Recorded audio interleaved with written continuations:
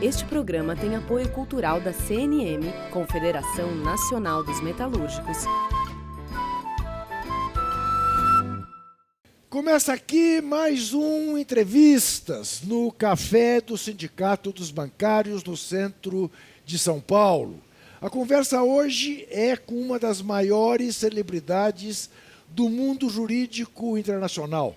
Nós vamos conversar com o jurista espanhol Baltasar Garzón, ele que botou o ditador Pinochet na cadeia. O ditador Pinochet, que é um dos ídolos do presidente Bolsonaro. Baltasar Garzón nasceu em 1955 na cidade de Torres, Andalucia. Fez estudos eclesiásticos e, em Sevilha, formou-se em Direito. Com sólida carreira na magistratura, dedicou anos de profissão na atuação contra o terrorismo, o narcotráfico, violação de direitos humanos, corrupção, demência econômica e crimes contra a humanidade cometidos por ditaduras militares, principalmente no Cone Sul. Foi autor de um marco na jurisprudência global ao pedir a prisão do ditador chileno Augusto Pinochet em Londres, em 16 de outubro de 1998. Baltasar Garzón recebeu prêmios e também se tornou alvo de ameaças e retaliações. Em 2012, a Corte Espanhola determinou que ficasse suspenso por 11 anos. Mesmo assim, segue com a tarefa de reunir evidências e argumentos para promover justiça e paz social.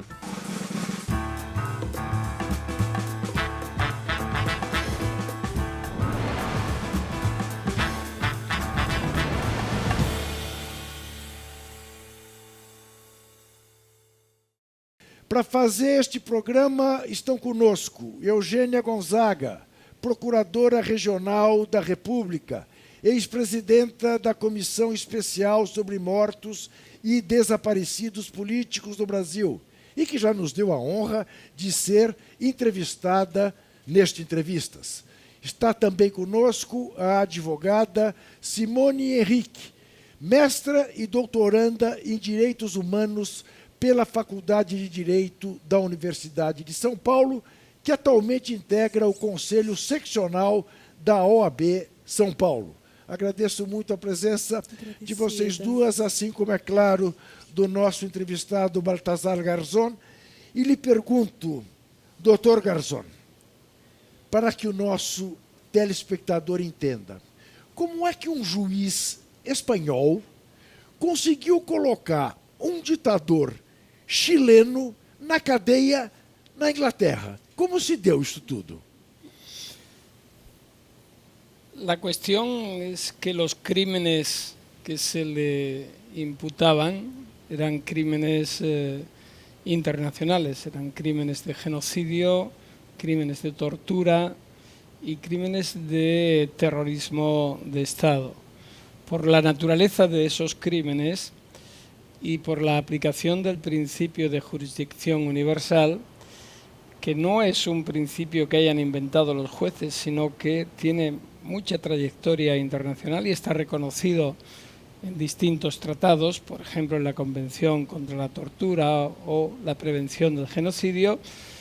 Cualquier juez del mundo, en el país que reconozca este principio, puede actuar con independencia de la nacionalidad de las víctimas o de los victimarios, siempre que en el país respectivo no se aplique la justicia, no se quiera aplicar o no se pueda aplicar, por ejemplo, por la existencia de leyes de amnistía, de obediencia debida, de punto final como en Argentina o de autoamnistías como en Chile.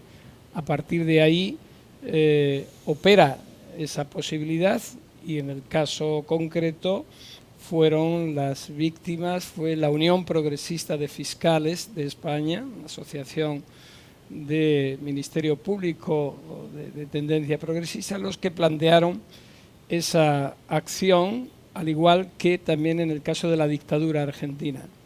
Se incoaron esos procedimientos y cuando coincidió que Augusto Pinochet estaba en Londres, pues yo emití el día 16 de octubre de 1998 una orden de detención por este tipo de crímenes.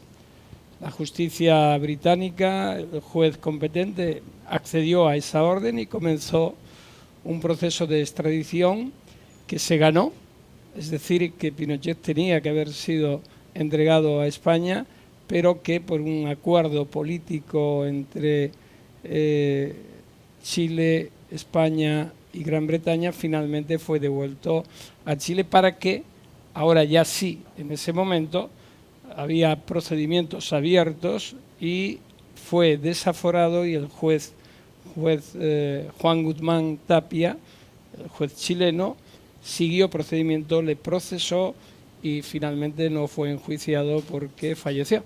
Curiosamente, y en un brindis de alguna forma, yo creo que el único que hizo a los derechos humanos, falleció el Día de los Derechos Humanos, Sí. el 10 de diciembre de 2006. Agora, por que até hoje o caso do Pinochet é um caso único na história do direito internacional? Por que outros juízes não agiram da mesma forma que o senhor agiu em relação a outros ditadores que passeiam pelo mundo afora? Quizás fue el segundo caso, aunque por la importancia aparece como el primero. Ah, ¿sí? El primer caso fue el represor argentino Adolfo Stilingo, que fue también detenido y puesto preso, este sí en España, por orden mía, en 1997, un año antes. También por el mismo tipo de crímenes cometidos en la Escuela Mecánica de la Armada de Argentina. Y el segundo fue el de Pinochet, pero lo que ocurrió ahí es que se dio inicio a otros casos similares, no solo en España. En España se abrieron procedimientos contra dictadores guatemaltecos, como por ejemplo Ríos Montt, también en El Salvador, también por el Sáhara, también por los crímenes de genocidio en el Tíbet y otros más. Pero también ocurrió el caso de Hissène Habré, él es dictador del Chad en África, que fue conocido como el Pinochet africano. Y en este caso, finalmente, fue juzgado y condenado en 2016 en una corte en Senegal que, en aplicación del principio de jurisdicción universal, después de un largo proceso, se pudo juzgar. Yo estuve presente en ese enjuiciamiento y está condenado a cadena perpetua y cumpliendo esa pena por crímenes también similares a los de Pinochet en la represión que entre 1982 y 90 desplegó con más de 4.000 víctimas en el Chad. De modo que fue el inicio y el precedente muy importante y sobre todo quizás lo que se abrió también es la posibilidad de, ante esa acción internacional, que los propios países se dieran cuenta que la impunidad no podía ser mantenida de acuerdo con la normativa internacional de defensa de los derechos humanos, de derecho humanitario y de derecho internacional de los derechos humanos. Y de ahí que también otro de los efectos de la aplicación de ese principio de jurisdicción universal fuese la cooperación. Cuando en España se cerraron los procesos, lo que hicimos fue trasladar todo lo que habíamos investigado a Chile, a Argentina, a Guatemala, a El Salvador, a otras jurisdicciones.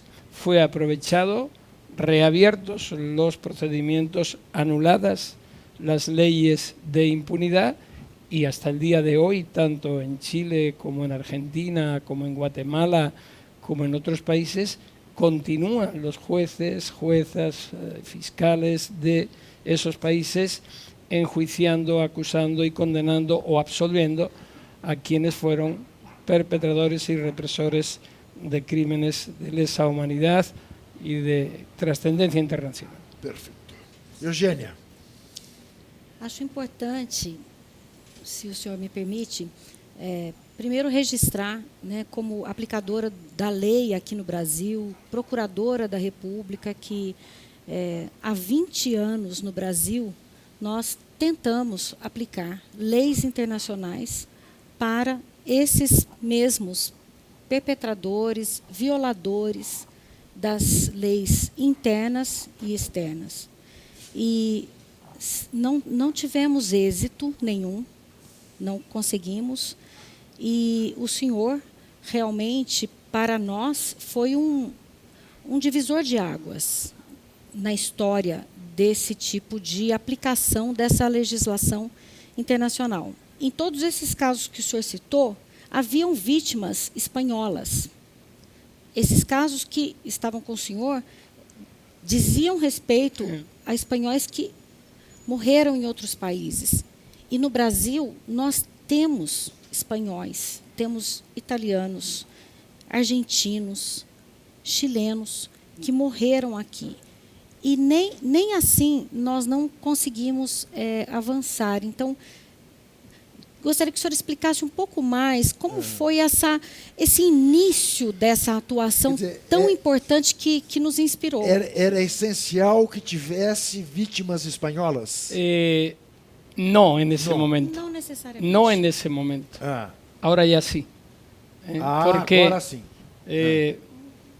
uno de los resultados de todos estos años, que puede ser positivo o puede ser negativo, es que al final el ámbito de la jurisdicción universal puro, que era el que recogía la ley española orgánica del Poder Judicial de 1985, no tenía en cuenta la nacionalidad de las víctimas. Claro. Es lo que se llama el principio de jurisdicción universal puro, que es el último reducto de defensa de las víctimas. Perfecto. Entonces, son crímenes internacionales, la víctima es universal, la nacionalidad no importa, como no importa para la catalogación como crimen de guerra, como crimen de lesa humanidad, crimen de genocidio.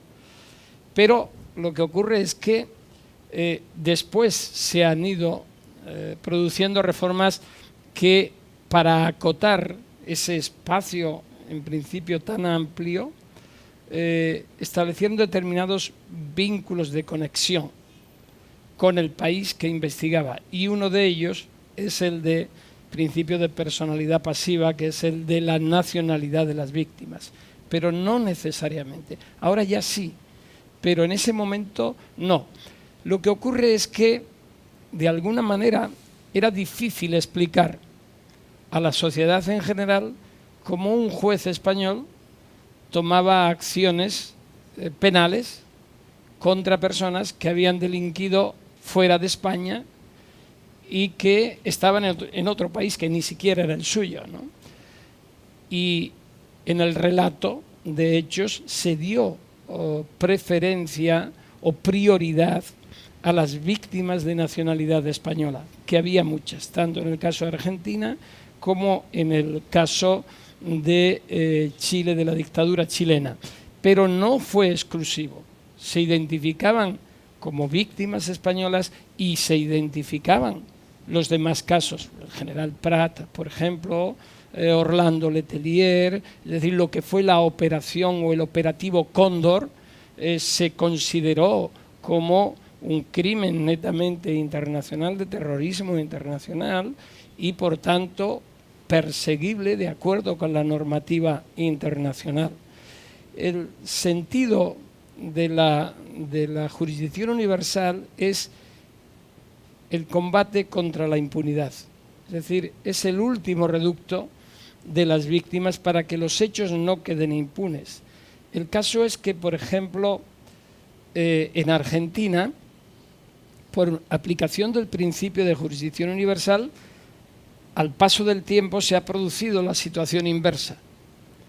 En España yo intenté abrir la causa por los crímenes franquistas en 2008 Y la justicia española dijo no, revocó mi decisión y además me abrió procedimiento por haber investigado. Y fui suspendido por 2 años por esa causa y juzgado y absuelto por el caso de la investigación del franquismo, lo cual no deja de ser una aberración porque habíamos aplicado el mismo principio para perseguir crímenes en el extranjero. Pero la jurisdicción universal es de ida y vuelta. Cuando las víctimas españolas no pudieron recibir justicia por los crímenes franquistas, en España plantearon la correspondiente querella criminal en Argentina. Y al día de hoy hay una causa abierta en Argentina, en el Juzgado Federal de María Servini de Cubría, donde o en la que se investigan esos crímenes. Y hay órdenes de detención internacional contra ciudadanos españoles. Y también caso de Paraguay, por ejemplo, en el genocidio de los indígenas de la etnia H y también de los represores de Stroessner, hay procedimiento abierto también en Argentina. Y se ha conseguido que Paraguay comience a investigar. Es decir, lo importante del principio de jurisdicción universal es que obliga a moverse a los actores en momentos en los que en el país respectivo, haciendo un mal uso del principio de soberanía y de territorialidad, lo utiliza para proteger impunemente a quienes han atacado a la sociedad mediante la tortura, la desaparición forzada de personas, etcétera, y de esa manera descubrir esa falsedad de apelar al principio de soberanía. Yo recuerdo que uno de los argumentos que se daban desde el gobierno chileno de la época y desde otras esferas contrarios a este principio decía, es una invasión del principio de soberanía y de territorialidad. Y el argumento para mí es muy fácil de contradecir. Un país cuando ratifica un convenio y reconoce este principio, cede parte de su soberanía y pasa a ser soberanía compartida. Y se hace voluntariamente desde la ratificación. Por tanto, lo que tienes que hacer es cumplirlo. Lo único que no puedes hacer es no hacer nada. É claro. Nós vamos fazer um rapidíssimo intervalo e vamos voltar com a pergunta da nossa companheira Simone. Antes, eu quero te lembrar, você que acompanha a TVT e quer ajudar a manter esse canal, assim como a Rádio Brasil Atual no ar, você pode contribuir com o nosso financiamento coletivo, a nossa vaquinha virtual. Acesse catarse.me/TVT e faça uma assinatura. Nós voltaremos em seguida. Até já.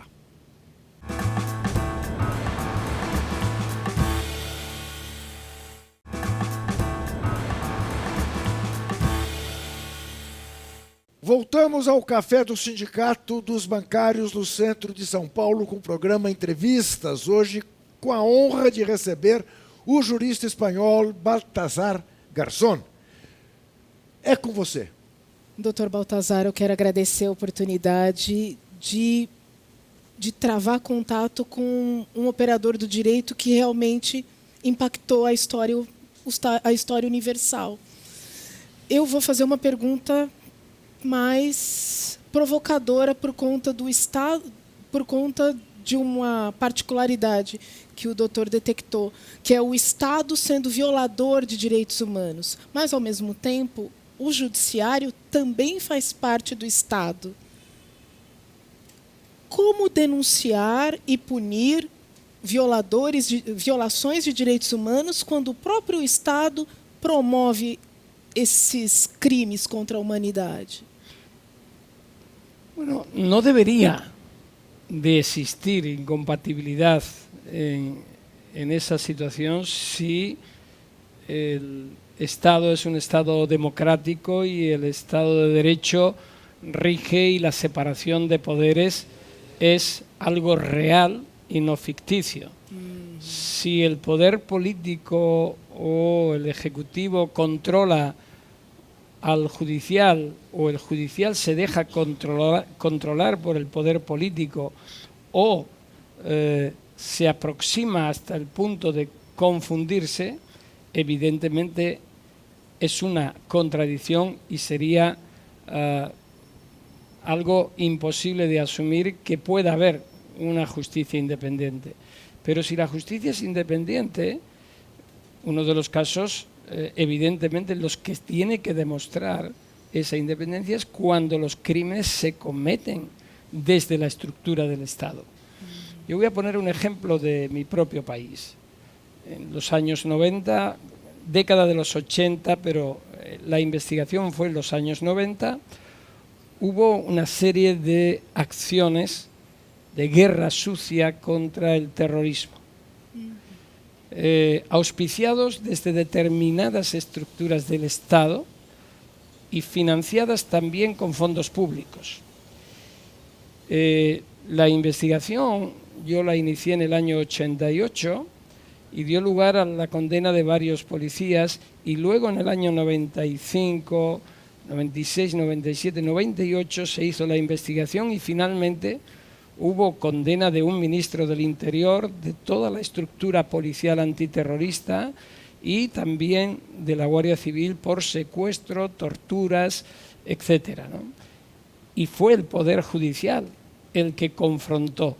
Fue muy duro, fue difícil, porque yo recuerdo que tuve que investigar a miembros del gobierno en activo y propuse el procesamiento ante la Corte Suprema del que en ese momento era presidente del gobierno, que era Felipe González. Bueno, finalmente los fiscales, por un voto de diferencia, no decidieron seguir el procedimiento contra él y fue llamado como testigo. Pero su ministro de Interior y otros responsables lo hicieron. ¿Fue fácil? No.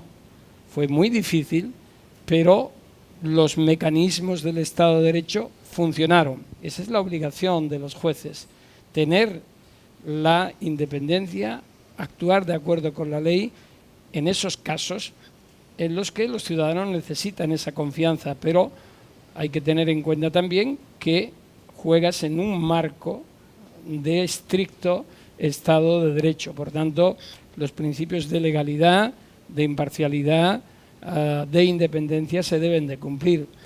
Por eso no es fácil, pero no es imposible, y creo que si se consigue se fortalecen no solo las instituciones, sino que se producen unos efectos favorables. En el caso español se produjo un efecto colateral beneficioso, y es que Francia había cesado la colaboración antiterrorista porque no se investigaban en España los crímenes cometidos en el sur de Francia por la guerra sucia.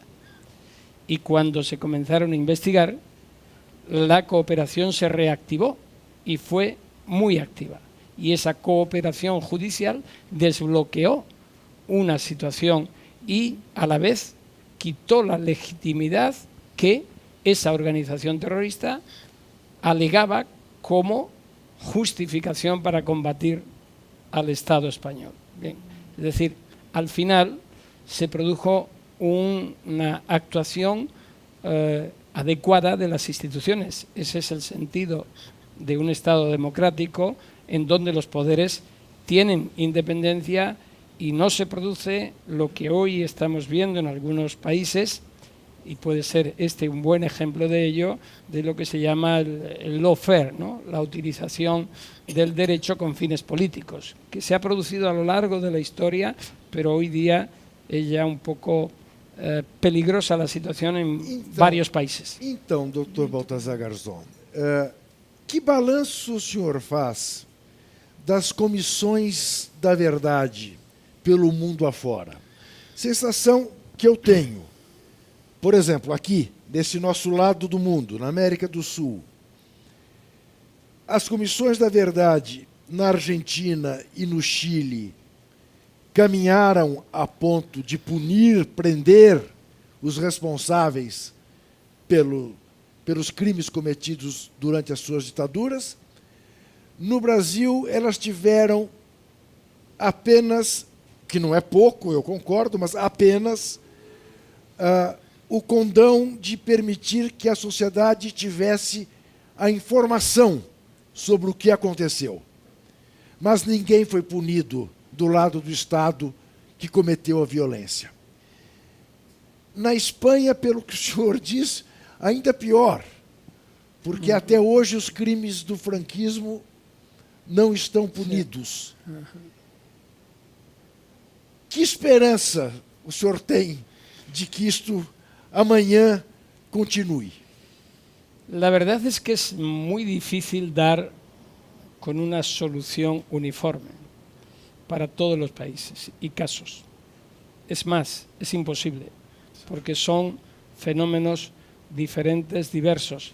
Si uno piensa que los juicios de Nuremberg, que están catalogados como el punto nuclear del nuevo derecho penal internacional, los principios de Nuremberg, solo se guiaron en los 22 casos que juzgaron porque no había más sillas para poner a otros responsables, como consta en los anales, pues tienes que tomar decisiones de hasta dónde llega esa justicia y el tipo de justicia. Es decir, la justicia cuando enfrenta crímenes de lesa humanidad, crímenes masivos, tiene que ser una justicia estrictamente retributiva, es decir, condenar y establecer una pena, o puede haber otras fórmulas de justicia como la justicia restaurativa. Puede haber otros fenómenos y fórmulas como la justicia transicional, donde uno de los elementos fundamentales es el de las comisiones de la verdad, comisiones de la memoria, comisiones de la reconciliación, comisiones para el descubrimiento de presos políticos, desaparecidos, etcétera. Pero si esto es así, ¿cómo hay que diseñarlos? ¿En qué casos? Más de 40, creo que son 42, 43 las comisiones de la verdad que ha habido a nivel nacional en distintos países del mundo, y en otros, como en España todavía, después de más de 80 años, hemos sido capaces de ponernos de acuerdo en la creación de una comisión de la verdad. Y de hecho, estamos reclamando esa creación porque ni siquiera en la Ley de Memoria Histórica de 2007 se recoge esa posibilidad. Las comisiones de la verdad son un mecanismo necesario para dar respuesta a lo que es el derecho fundamental de las víctimas a la verdad, esencialmente a la verdad, a la justicia, a la reparación y garantías de no repetición.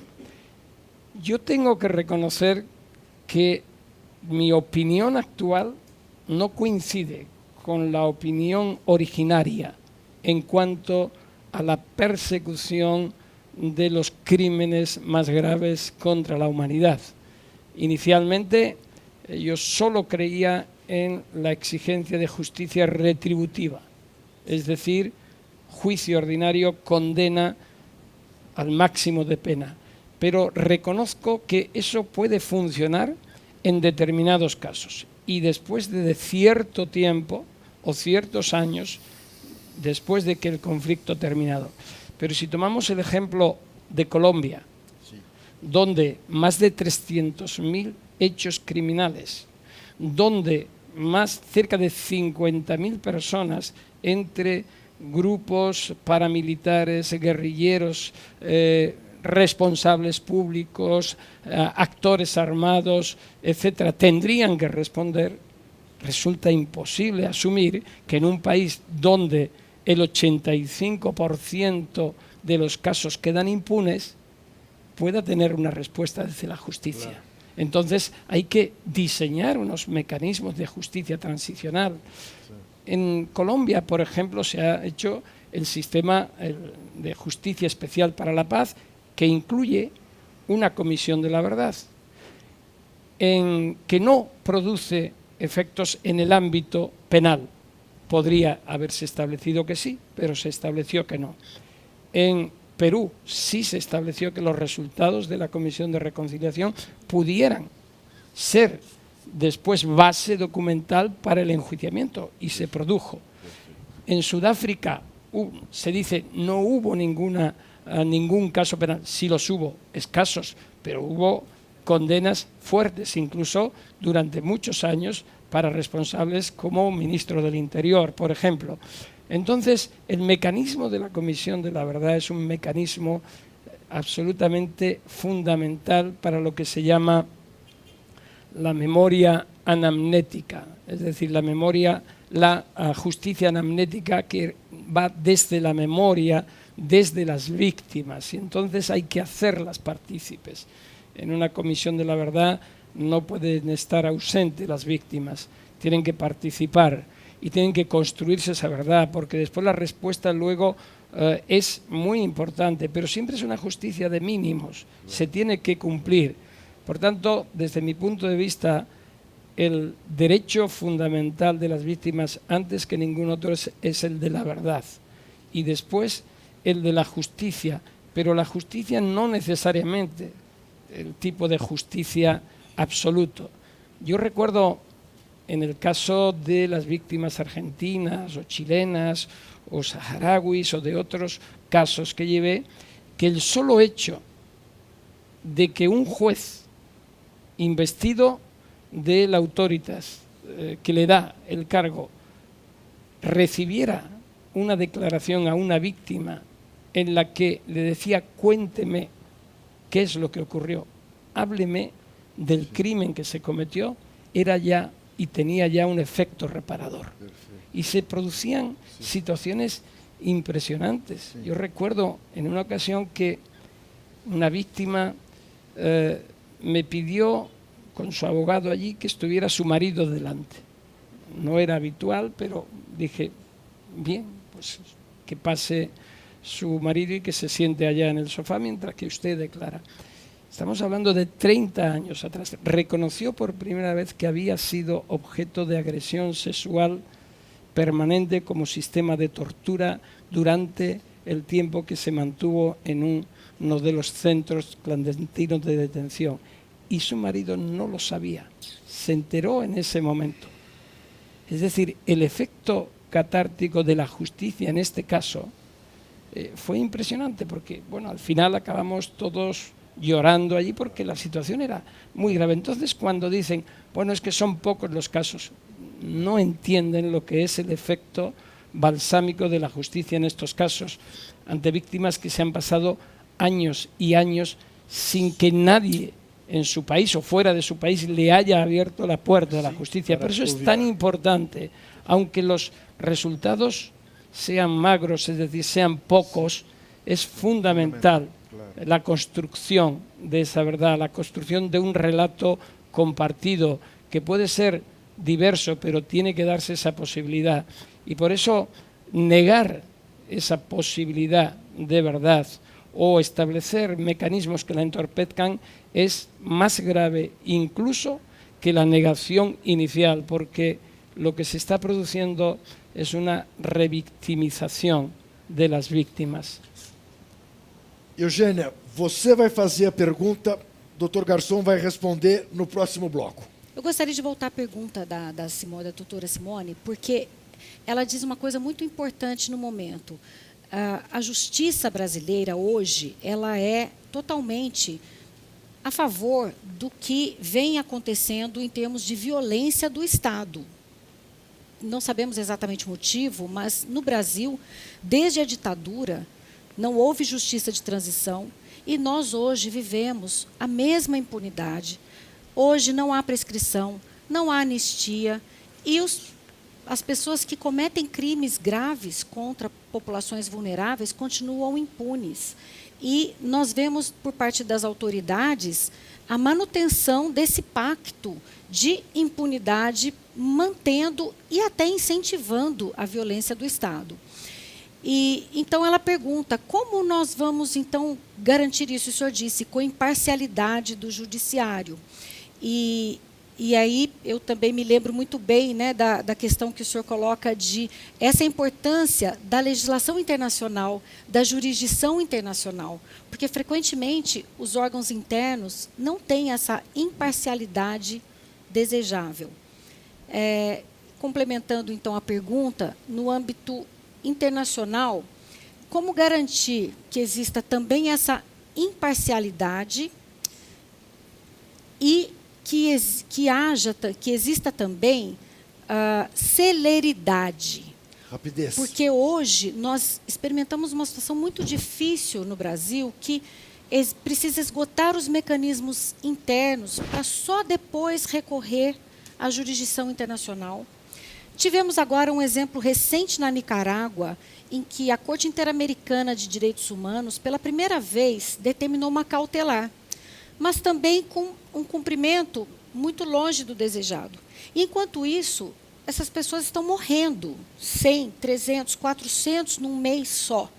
Então, enquanto a gente não consegue essa imparcialidade da justiça interna, nós precisamos muito da jurisdição internacional, que demora a vir, que também temos medo da imparcialidade e, pior, daí só para encerrar, esses princípios todos tão importantes para a jurisdição internacional, como o do juízo universal e a cooperação internacional, como o senhor citou o exemplo entre França e Espanha e permitiu prender terroristas, eles hoje vêm sendo utilizados como instrumento de geopolítica. Gina, mais uma vez de se interferir. Senão vamos interferir. estourar o nosso tempo. Então a pergunta é como garantir que a jurisdição internacional nos ajude com mais imparcialidade, com celeridade para atuar na prevenção, para que a gente não precise chegar na punição. No próximo bloco, o juiz Garçom vai nos responder. Até já.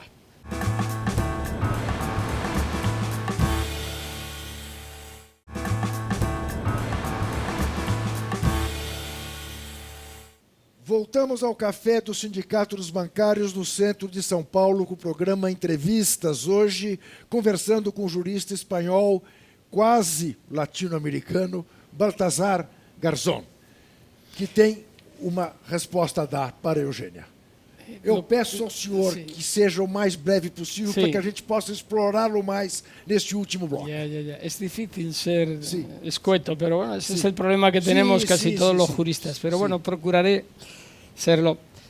Lo que Eugenia plantea es fundamental, es cómo congeniar la acción rápida de la justicia con los criterios de imparcialidad, con la cooperación jurídica internacional, cuando se enfrentan crímenes que son internacionales o tienen impacto internacional, porque los distintos mecanismos judiciales o de defensa de derechos humanos son nacionales, pero también internacionales, y es difícil esa compenetración.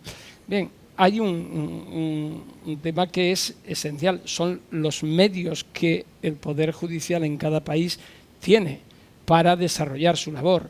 Los mecanismos procesales también, si son ágiles o no son ágiles. También la convicción y la preparación que los operadores judiciales tengan. Y ahí entra algo que es fundamental. Durante muchos años, los jueces de cada país han enfocado su preparación exclusivamente hacia dentro, en un estricto valor positivista de las normas, como si la comunidad internacional o el derecho penal internacional no existiera. Y existe, y es parte del derecho interno, pero cerraron los ojos. Lo que ocurre ahora es que, afortunadamente, y si no es así, hay que exigir que sea así, cada vez se integra más ese derecho internacional a través de resoluciones como las en el Sistema Interamericano de Derechos Humanos, la Corte Interamericana de Derechos Humanos. Pero claro, aquí surge otro problema. Cuando, por ejemplo, respecto de Brasil, hay dos sentencias paradigmáticas, una la del caso Araguaia de 2010 y otra la del caso Herzog de 2018, donde se dice que una ley de amnistía no puede evitar el deber de investigación de los hechos criminales y de los posibles o presuntos responsables, pues claro, tenemos un problema, pero ese problema es interno y es no asumir que el derecho interamericano es parte del derecho brasileiro. Cuando este paradigma sea asumido, se agilizará la respuesta. La cooperación jurídica internacional, yo que soy esencialmente internacionalista y universalista, es decir, que no considero que las fronteras deban de ser un obstáculo, abogo por espacios más abiertos a la hora de la cooperación jurídica internacional. Afortunadamente, en la Unión Europea se ha conseguido. Ha sido una construcción de más de 50 años, pero no hay fronteras en el ámbito de las órdenes de entrega, de las órdenes de detención, de las órdenes de investigación. ¿Y por qué? Porque hay una confianza y una solidaridad entre jueces, fiscales y operadores judiciales. Es decir, yo me fío de lo que dice un juez alemán o un juez italiano, como ellos confían en lo que dice un juez o una jueza española. Ese es un mecanismo fundamental. Y aquí en Latinoamérica existe esa posibilidad. Lo que ocurre es que hay un problema. Y es que la interferencia política se detecta. Es decir, el poder político trata de medrar en el poder judicial. Y a veces el poder judicial se presta a ello en determinados países. Y ese sí es un problema que dificulta absolutamente la persecución de este tipo de crímenes. ¿Cómo hacer? Claro. ¿Cómo hacer? Bueno, pues erradicando esa situación, persiguiendo esas conductas, exigiendo que se cumpla lo que ya está escrito en las leyes y en los tratados. Es una cuestión de pedagogía, de educación. Es decir, cada uno tiene su experiencia. Nosotros vivimos en España una dictadura por 40 años. Y sin embargo, después se pusieron en marcha mecanismos y no se han juzgado los crímenes franquistas, no se ha dado una respuesta, pero sí se conformó un poder judicial que en otros ámbitos respondía. No lo han hecho y es un baldón gravísimo. Para mí, deslegitima en gran parte toda la construcción del poder judicial en España, que no hayamos sido capaces hasta hace 2 días, hasta el día 24 de septiembre de 2019, en que por primera vez el Tribunal Supremo, la Sala de lo Contencioso Administrativo, ha decidido aceptar el recurso del gobierno para exhumar los restos del dictador Franco del Valle de los Caídos. Por primera vez hay una sentencia reparadora para las víctimas. Por primera vez se ha puesto el interés de las víctimas por delante de los victimarios. Eso es un inicio. Llevamos 80 años, pero la persistencia de las víctimas, el esfuerzo, la lucha de las víctimas siempre va a permanecer. Y es la que, termino con esto, la que consigue que cambien las cosas. El esfuerzo de la jurisdicción universal, la detención de Pinochet, pudo dar la orden un juez español, en este caso fui yo, pero si no hubiese habido ese impulso de las víctimas, esa lucha constante de los organismos de derechos humanos, de las organizaciones humanitarias, esas que, por ejemplo, el presidente Bolsonaro está cuestionando severamente de una forma absolutamente consciente, pero inconsciente y ajena a las luchas por los derechos humanos, es que se tiene poca idea de lo que es la fuerza renovadora de la sociedad civil, que siempre está ahí, y la de las víctimas. Las abuelas de la Plaza de Mayo, en Argentina, son un ótimo ejemplo. Madres, las abuelas, hijos. Las abuelas, los hijos, los netos, sí, claro. Simone. Olha, diante da sua pergunta, doutora Eugênia, eu vou fazer E também conectando com a resposta do doutor Garzon agora sobre a importância das organizações da sociedade civil, do empenho dos familiares das vítimas e das vítimas. A minha dúvida agora, na verdade não é bem dúvida, mas pensar em formação jurídica para as vítimas, para os familiares, talvez não garantiria o reforço do elemento democrático nesses episódios de violação de direitos humanos, também para pensar, olha, o Estado democrático de direito não pode ser simplesmente formal, ele precisa ter o elemento substancial da democracia. É uma sugestão que me surgiu. Sí, esta mañana hablaba yo con mi buen amigo Paulo Banucchi de que hay muchos juristas, muchos jueces, fiscales, operadores judiciales que ven los derechos humanos simplemente como un conjunto de normas y de interpretación jurídica. Y les falta el componente que es el que mueven las organizaciones humanitarias, las organizaciones de derechos humanos, los defensores de derechos humanos que están, digamos, a pie de obra, es decir, que están ahí. Los derechos humanos son mucho más que un conjunto de normas de interpretación o de regulación estrictamente positiva o positivista. Es mucho más, es vida abierta, es presente, es futuro, por supuesto es pasado, pero no puede haber una interpretación estrictamente positivista. Entonces, hay un componente de pedagogía permanente que no se da en los sistemas de preparación de los operadores judiciales en muchos países. Falta esa preparación en derechos humanos, esa incluso más avance, ¿no?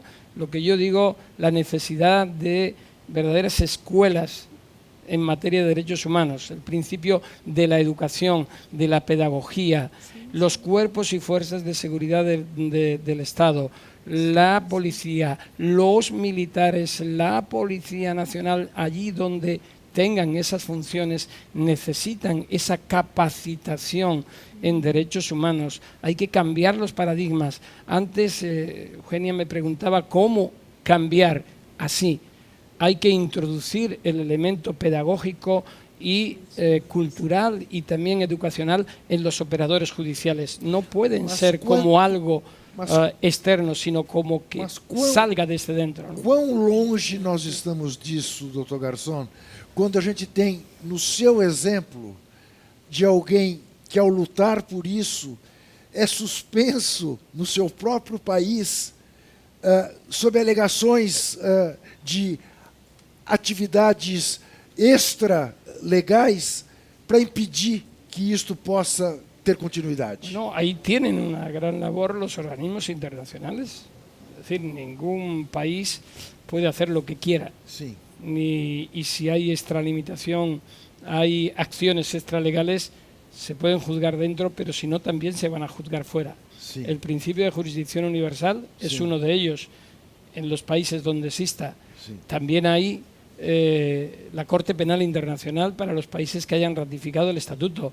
También hay organismos de derechos humanos, como es la Comisión, como es el Comité de Derechos Humanos, como son mecanismos de Naciones Unidas, no necesariamente de defensa de derechos humanos, pero sí tienen impacto los derechos humanos en comisiones como la Comisión del Comercio, como en operaciones que tienen que ser supervisadas por parlamentos. Por ejemplo, el Parlamento Europeo ya desde 2014 y mucho más en este momento ya examina aquellas empresas que tienen negocios o explotaciones de recursos naturales en determinados países para ver si se cumplen estándares de derechos humanos, y si no se cumplen, no se autorizan las transacciones. Mas examinam também o seu caso? Essas cores? Sim? Sí, claro. E o que podemos esperar disto? Bueno, lo que podemos esperar es que el trabajo hay que hacerlo desde dentro, pero sabemos que si no se hace desde dentro, siempre hay una posibilidad, precisamente por la universalización en la lucha por los derechos humanos, que puede haber una respuesta desde fuera. Sim.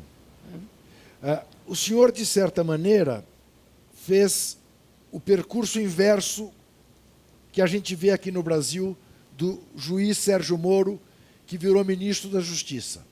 O senhor foi também para o governo e saiu do governo denunciando corrupção, coisa que nada indica que o ministro Sérgio Moro venha fazer. O senhor gosta de criar um caso, né, doutor Garçom? O senhor é um lutador permanente? Bueno, yo sí creo que debo de ser el único ejemplo, por lo menos en la historia reciente, o en la historia de los últimos 20 y tantos años, en el que, estando en el gobierno como viceministro de Interior y responsable del Plan Nacional sobre Drogas, como número 2 en la lista después del presidente del gobierno, Felipe González, me marché del gobierno por falta de compromiso en la lucha contra la corrupción. Recuerdo que en aquella época yo le dirigí una carta muy dura al presidente del gobierno, que he tardado en publicar hasta 2016, 22 años después, donde le decía que un gobernante no puede estar inerme, ni un gobierno, en la lucha contra la corrupción, y que tenía que explicitarse ese combate y actuar contra quienes dentro de la propia estructura no respetaran esos principios, y que si no dimitía nadie, pues tendría que dimitir yo. Lo hice y me marché. El problema de la lucha contra la corrupción, yo creo que todos estamos de acuerdo en que hay que abordarlo. La lucha contra la corrupción es esencial, es tan antigua como la humanidad. De una u otra forma venimos dándole vueltas a todas las mismas historias siempre. Si uno se va al Imperio Romano, pues veíamos que la corrupción era casi la moneda de cambio, en la Edad Media, y ahora mismo el problema es que ahora, cuando tenemos claramente una institucionalidad democrática cada vez más vertebrada, cuando se producen casos de corrupción se hacen más llamativos, a la vez por esa globalización de la comunicación y demás. Pero eso no nos debe de hacer perder la perspectiva de que, al fin y al cabo, lo que se tiene que investigar son hechos criminales. No anteponer a las personas, ni elegir a las personas como posibles responsables de un hecho criminal. Es fundamental la investigación del hecho y no de la persona. Es el derecho penal del hecho, que es el gran avance de la humanidad, sobre el derecho penal de autor, que es el gran fracaso de la humanidad en historias felizmente pasadas, pero que esperemos que no se vuelvan a reproducir, aunque vivimos tiempos en los que de nuevo la extrema derecha, el neofascismo, vuelva a estar presente. Por tanto, a la hora de investigar la corrupción no se pueden elegir objetivos, hay que investigar los hechos.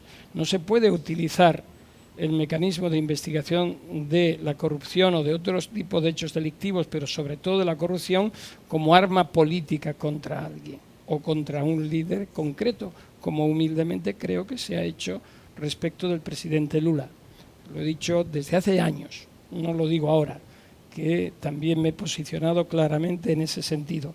Entonces, hay que ser muy exigente con los controles. Y la apariencia de imparcialidad es fundamental. Si un juez abandera la lucha contra la corrupción, primero tiene que ser en su demarcación, en su jurisdicción perfectamente definida. Tiene que investigar los hechos.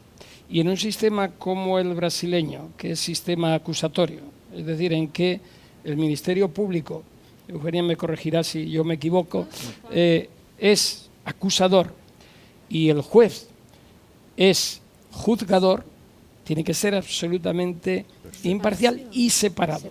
En España es diferente. En España el juez de instrucción, yo era juez de instrucción, investigaba, dirigía la investigación y el fiscal coadyuvaba a esa investigación, a veces discrepaba, pero normalmente van de la mano. ¿Qué ocurre? Que yo no puedo juzgar, no me puedo controlar, aunque tengo que controlar el cumplimiento de la ley, ¿no? Porque si no la quebrantaría. Es otro tribunal el que ve los recursos y un tercer tribunal el que sin contacto absoluto con nada juzga. Bien, el papel de Sergio Moro, de los jueces federales, es este último. Por tanto, si hay interferencias entre acusador y juzgador, la apariencia de imparcialidad se pierde. La confianza se diluye y se presta a la mayor arbitrariedad y sobre todo a la desconfianza de la ciudadanía.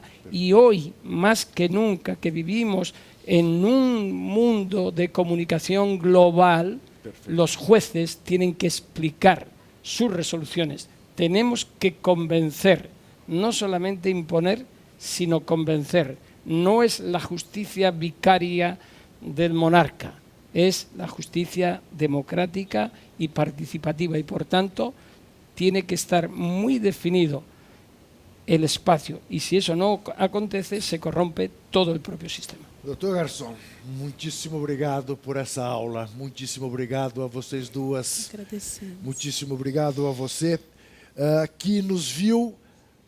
Quero lembrar que o juiz, o ministro Moro, quando o juiz não apenas investigou, mas além de investigar, julgou, além de julgar, sentenciou, além de sentenciar, hoje, como ministro, é o carcereiro do ex-presidente Lula, porque é ele quem controla a Polícia Federal. Lembro que temos entrevistas toda quinta-feira às 10 da noite aqui na TVT de São Paulo, canal 44.1. Lembro que no YouTube é ao vivo, a qualquer hora, em qualquer lugar do planeta. Lembro ainda que para nos apoiar, acesse o endereço catarse.me/TVT. Até semana que vem e não se esqueça, desesperar jamais.